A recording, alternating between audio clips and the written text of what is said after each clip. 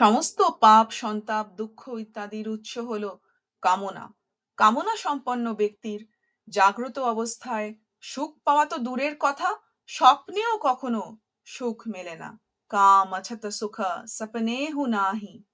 যা চাওয়া যায় তা হয় না, আর যা চাওয়া হয় না সেটি হয়।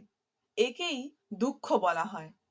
যদি চাওয়া এবং না চাওয়াকে পরিত্যাগ করা যায়, তাহলে দুঃখ কোথায়? বিনাশশীল পদার্থের আকাঙ্ক্ষাকেই কামনা বলা হয়।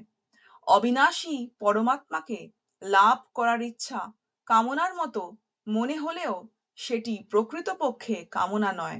কারণ উৎপত্তি ও বিনাশশীল পদার্থের কামনা কখনো পূরণ হয় না, বরং সেটি বাড়তেই থাকে। কিন্তু পরমাত্মাকে লাভ করার আকাঙ্ক্ষা বা পরমাত্ম প্রাপ্তি পূরণ হয়ে যায়। দ্বিতীয়ত, কামনা হয় নিজ হতে ভিন্ন বস্তুর জন্য, কিন্তু পরমাত্মা হচ্ছেন নিজ হতে অভিন্ন। এইরূপ সেবা বা কর্মযোগ, তত্ত্বজ্ঞান বা জ্ঞানযোগ এবং ভগবত প্রেমের অর্থাৎ ভক্তিযোগের আকাঙ্ক্ষাও কামনা নয়। পরমাত্মা প্রাপ্তির আকাঙ্ক্ষা প্রকৃতপক্ষে জীবনের বাস্তবিক প্রয়োজনীয় বস্তু।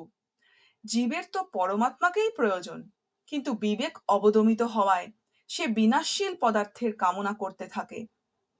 প্রশ্ন আসতে পারে যে, কামনা না করলে জগতের কাজ কিভাবে সম্পন্ন হবে? এটি আমরা দেখব পরের ভিডিওয়ে।